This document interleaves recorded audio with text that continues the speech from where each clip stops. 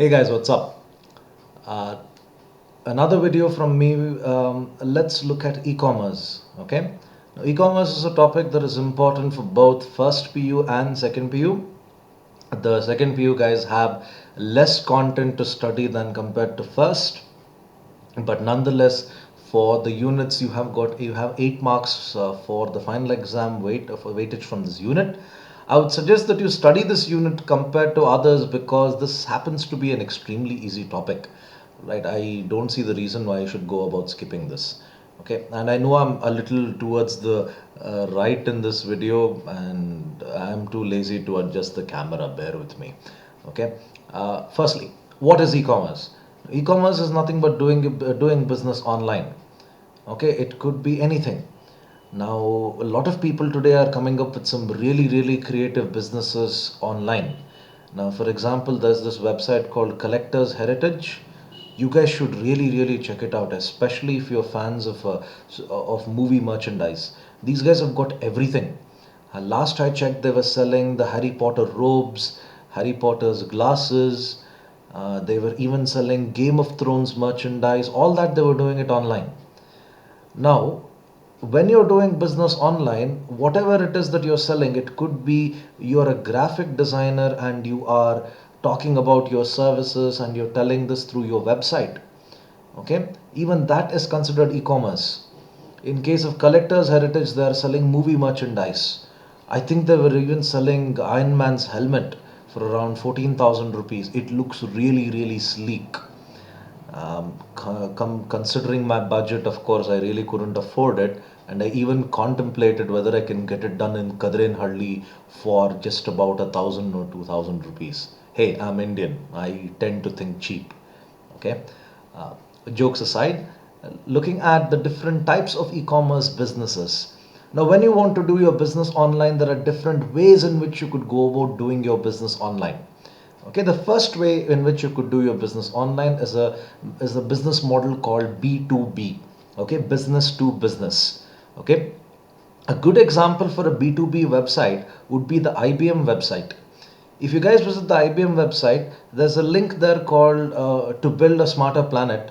You can go about submitting a business idea, and if your business idea happens to be something which IBM and you as a business can work together, IBM is able to fund your business idea, and IBM is even able to provide their research in improving your business idea. It's a really interesting business model what IBM has got. Especially they look at some really innovative businesses which are into quality, Six Sigma, pro environment, sustainable development. That's the kind of work IBM helps people out, and it's really nice. So B2B is effectively one business helping out another business. Okay, one more B2B website which I could think of would be Alibaba. This is nothing to do with the 40 thieves, none of the stories of the Arabian Nights, none of that. Okay, Alibaba.com is a place where businesses can get themselves registered, and other businesses can hook up with them and they can do business together. Okay, for example, if I was a person who's into metallurgy, let's say I'm into the manufacturing of steel. Okay, I make steel bars for use for construction of apartments, use for construction of buildings. I could have a Larsen and Tobro contact me for a construction project. Larsen and Tobro could possibly find me on Alibaba. I would have mentioned the details there, saying where I'm working from, what's the quantity, minimum order requirement, 1,000 tons of steel, something like that. And Larsen and Tobro could do business with me, and I could go about helping them in this process. Now, there, me being a business, steel manufacturing business versus Larsen and Tobro, which is another business, is an example for business to business type of e-commerce. Okay, there's another one that is business to consumer. Now, I don't like to talk about business to consumer too much. It's because we've already been in touch with it quite often. Flipkart is a very good example for business to consumer. Amazon in India is known as Jungly. Even that happens to be an example for business to consumer. Okay, one business which sells products to consumers. Okay, there's another one that is consumer to consumer, or referred to as C2C. Okay, C2C, a good example for C2C is OLX. OLX, where it's a really innovative form of working. I've seen some really, really interesting products being sold, especially products which I thought you could never get anywhere in the market. Now, I'm into archery, and getting equipment for my hobby is not so easy, and even if I do happen to get it, it's quite expensive. I was interested to find a particular archery component. Okay, it's called as a stabilizer. And just out of curiosity, I just searched on OLX.com archery, and it turned out there's a guy in India who's selling his whole archery kit, which includes the stabilizers for 35K. Now, assuming this guy bought it from abroad, or he was a former archer for India, and now he's given up the sport and he wants to get rid of the equipment which he doesn't use. And he has posted an advertisement on OLX.com, and he's actually selling his archery gear. Now, that's an example for C2C. He's not a manufacturer, he's a person who bought it from somewhere, and now he no longer feels the requirement of keeping this, and he wants to go about selling it to me. Okay, now a quick recap: business to consumer, and the third one that you have would be consumer to consumer. Okay, now why do you go about doing e-commerce rather than a traditional business? Okay, one, the cost factor. Okay, it is one important factor would be the cost. To set up a website will cost you nothing more than 5,000 rupees per annum. Okay, a domain would cost you just about 600, and if you take up the hosting charges, I'm considering a deluxe hosting plan from GoDaddy, and that should be around that should be coming to little over 4,500. So effectively you could do it under 5. Okay, or if you're little being a bit of a cheapo, you could actually do it for less than 2,000. Okay, but I would advise you go for the best and you keep it to about 5. Just 5,000 per annum is all that it costs for you to set up a website. Okay, and contrary to doing a business in, say, in a commercial area, the rent alone would cost you just about 5,000 or maybe 6,000 per week of doing your business there. Okay, this is how inexpensive e-commerce is compared to a traditional business, the cost factor. Okay, secondly, you don't have any problem with managing inventory. All right, that's how Flipkart is able to do it. They don't have to go about displaying their products in any store. Now, when you want to display a product, it is quite expensive because you need to put up shelves, you need to go about putting up lighting, you need to have staff members who can talk to the consumers, and that's how expensive it can get. Inventory cost is something which is very difficult to minimize if you're doing business in the traditional sense. That's one of the reasons why you see institutions like Megamart come out with offers like buy one get two free or buy one get one free. Their objective here is not really to make a quick buck profit. Their objective here is to try and minimize inventory cost. If your product is just idle on a shelf, it doesn't really make any money. So what they do here is they try methods to sell the product as quickly as possible through those different marketing methods. You won't find that as a problem in e-commerce, because technically speaking, you don't have products to be kept on a shelf. They are present in a warehouse somewhere, but keeping it in a warehouse versus keeping it in a showroom, again, that's a big savings and cost you come across in terms of e-commerce. Okay, another benefit, another cool benefit of e-commerce is the reach that you have when it comes to your business. Now, if you look at vipinmks.com, my website is not just restricted to the students whom I teach in college. Vipinmks.com is in fact available for anyone in the world. Who knows, I could have a cousin in the US who is referring to my website for purely out of the research articles which I post sometimes. So I don't have any limitations on whom it can go about reaching. Now compare the same to a guy who owns a restaurant. The number of customers whom he would get would be limited to that locality. Would be limited to that locality. For example, if there is a very good restaurant in Cunningham Road, I would not be a customer. because for me that's like 15 kilometers from my place.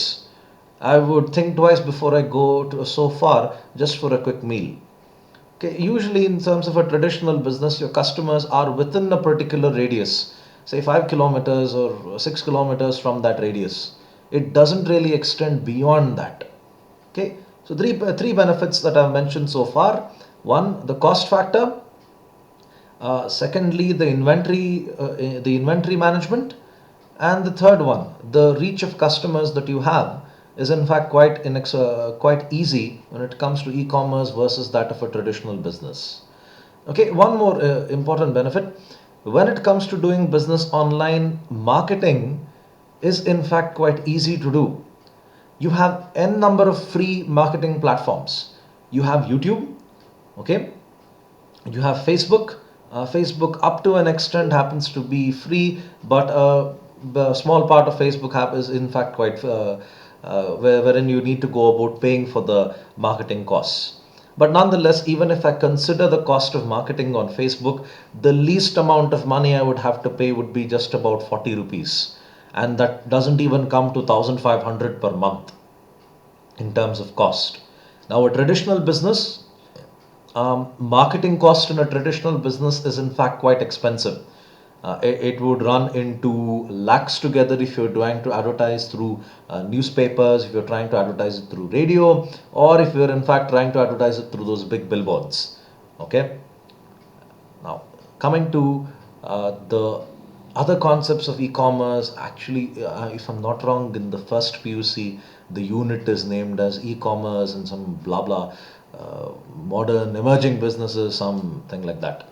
Okay. Anyway, you know how lazy I am to look it up in the book, but let's come to outsourcing. Outsourcing, okay. When you talk about outsourcing, it's not always call center work. Okay, call center work happens to be one of the things that people do, but outsourcing is there in many, many cases. Okay, one good example of outsourcing here is you don't really have companies like, say, for example, BSNL, they don't have employees of their own who actually deal with the call center work. They've outsourced it, they've given it off to a third party to take care of those little bits of work. Now, outsourcing is something wherein you take away the non core activities of your business and you have a third party who will do this work for you. Okay, remember the keywords here: non core activities.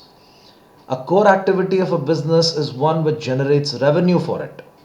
Okay, non core activities are important, but they don't generate revenue. Okay, but they don't generate revenue.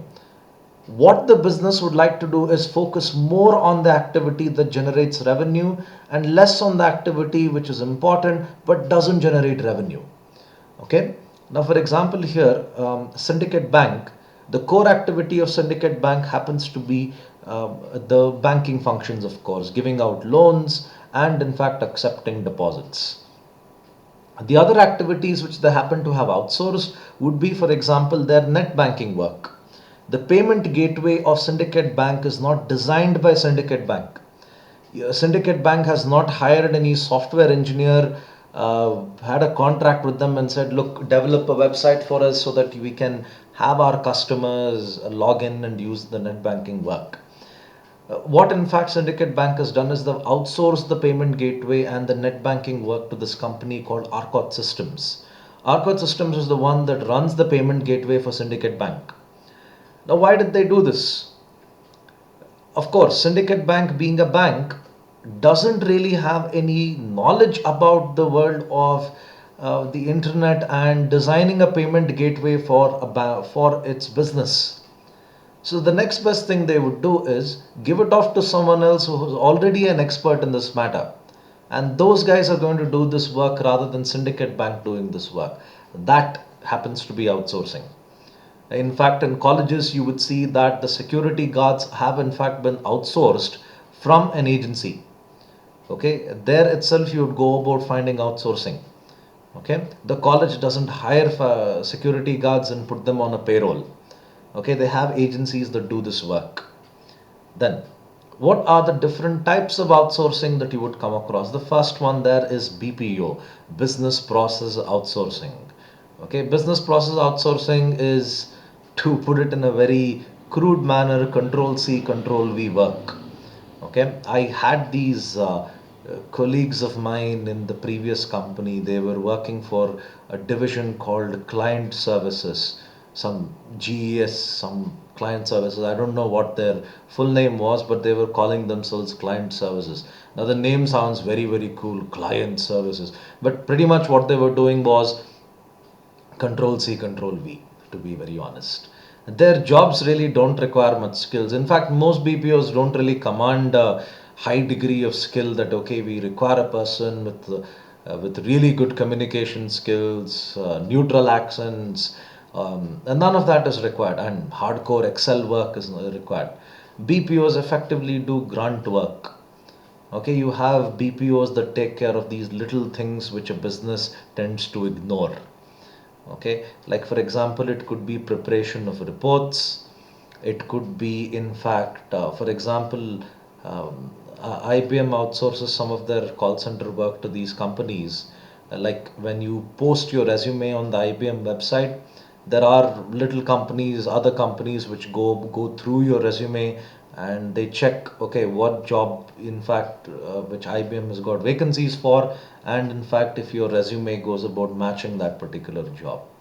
Now, these are the things which a BPO does. That they don't really have something which requires a strong knowledge of the domain in order for you to do it. Okay, but nonetheless, they're required to be done. Hence, they go about doing it. Then LPO. LPO here is legal process outsourcing. Okay, legal process outsourcing requires a strong degree of knowledge when it comes to the legal world. Myself, I can't work in an LPO because I don't know anything about I don't know a lot about the acts that have been done in India. You could have LPO work, for example, one company and the other are doing business and they need to draft a contract so that they can sign. Now, you would have an LPO that goes about drafting that contract and these guys sign that agreement. Okay, now that's an example for what an LPO would do, and you would require a great degree of skill to be a part of an LPO. Okay, LPOs command people who have actually completed their law degrees, unlike BPOs, wherein there are some BPOs wherein they hire people just based on their communication skills and not really based on the degrees or qualifications that they have. Then the last one that you have there would be KPOs. KPOs happen to be knowledge process outsourcing. A very good example of a KPO is this company called Amber Research.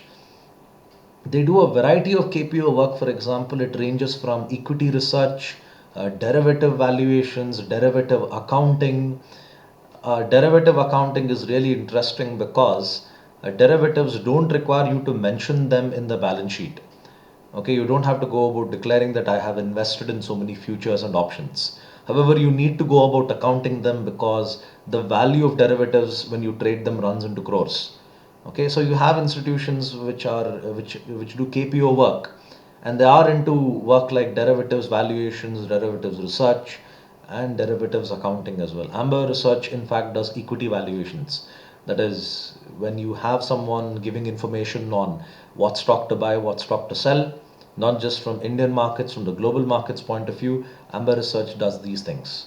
And to be part of that, you need to be very skilled in terms of your awareness about that particular domain. And it could be having very high qualifications, very high degree of certificates. That's the way you get into these companies which do KPO work. KPOs, I've heard, even do competitor valuations as well. Like if Coke wants to destroy Pepsi for God knows how many times they've been attempting, they give these tasks to a KPO and tell them what's the next big marketing gig we can do, and and how do we go about taking on our competition. Now, those are the things which KPO would do. Okay, the this is in fact should sum up e-commerce. Okay, I hope you guys like this video. There's a subscribe button somewhere there, I don't know. Okay, do hit subscribe and do follow vipinmks.com. Okay, I'm sure that you guys would like the content there. Thanks again. Bye.